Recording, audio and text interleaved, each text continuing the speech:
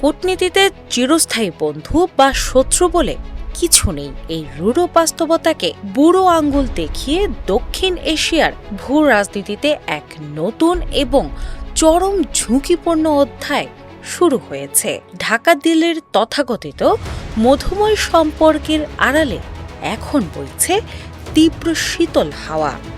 গত এপ্রিলে বাংলাদেশের পররাষ্ট্রমন্ত্রী খলিলুর রহমানের দিল্লি সফর এবং ভারতীয় পররাষ্ট্রমন্ত্রী এস জয়শঙ্করের সঙ্গে এক বিমানে মরিশাস যাত্রার যে কূটনৈতিক নাটক মঞ্চস্থ হয়েছিল মে মাসের তপ্ত রোদে, তা পুরোপুরি ফিকে হয়ে গেছে।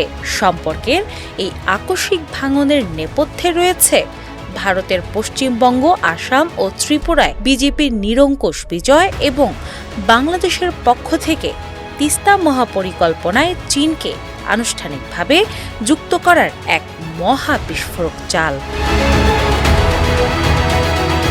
দিল্লির সাউথ ব্লকের ঘুম কেড়ে নিয়ে বাংলাদেশ 12,000 কোটি টাকার তিস্তা নদী ব্যবস্থাপনা ও পুনরুদ্ধার প্রকল্প বাস্তবায়নে চীনের কারিগরি ও আর্থিক সহযোগিতার চূড়ান্ত ঘোষণা দিয়েছে। এই মহাপরিকল্পনার অধীনে চীনের প্রকৌশলী ও প্রযুক্তিবিদরা ভারতের শিলিগুড়ি করিডর বা চিকেন স্নেক থেকে মাত্র কয়েক কিলোমিটার দূরে অবস্থান নিয়ে তিস্তা নদী খনন, বাঁধ নির্মাণ ও জলাধার তৈরি করবে। ভারতের জন্য এটি এক কৌশলগত দুঃস্বপ্ন, কারণ এই করিডোরটি অবরুদ্ধ হলে মূল ভূখণ্ড থেকে ভারতের উত্তর পূর্বাঞ্চলীয় 7টি রাজ্য সম্পূর্ণ বিচ্ছিন্ন হয়ে পড়বে। ইতিপূর্বে আওয়ামী লীগ সরকার দিল্লির চাপে শেষ মুহূর্তে পিছু হটে ভারতকে এই প্রকল্প দেওয়ার আশ্বাস দিলে বেইজিংয়ের সঙ্গে সম্পর্কের চরম শীতলতা তৈরি হয়েছিল। কিন্তু ক্ষমতার পট পরিবর্তনের পর বর্তমান বিএনপি সরকার সেই তথাকথিত আঞ্চলিক নিরাপত্তার ঝুঁকির তোয়াক্কা না করে সরাসরি বেইজিংয়ের দিকে ঝুঁকেছে, যা ঢাকার এক প্রকার কৌশলগত স্বাধীনতার স্পষ্ট বহিঃপ্রকাশ।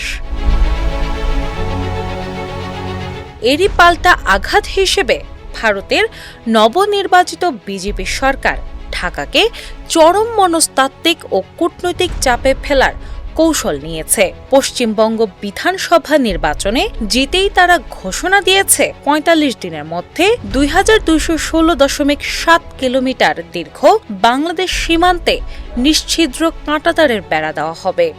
মমতা সরকারের অনীহা দূর হতেই বিএসএফ এখন সীমান্তের ৫০ কিলোমিটার ভেতর পর্যন্ত তাদের কার্যপরিধি বিস্তৃত করার আইনি লাইসেন্স পেয়ে গেছে, যা বাংলাদেশের সার্বভৌমত্বের জন্য এক সরাসরি হুমকি। শুধু তাই নয়, বিজেপির চরম বিতর্কিত শনাক্ত করো, নির্মূল করো এবং বিতাড়িত করো অর্থাৎ ডিটেক্ট, ডিলেট অ্যান্ড ডিপোর্ট নীতি অনুযায়ী ঝুলে থাকা ২,৮৬০টি নাগরিকত্ব মামলার অজুহাতে হাজার হাজার কথিত অবৈধ ব্যক্তিকে বাংলাদেশে পুশ ইন করার নীলনকশা সাজানো হচ্ছে।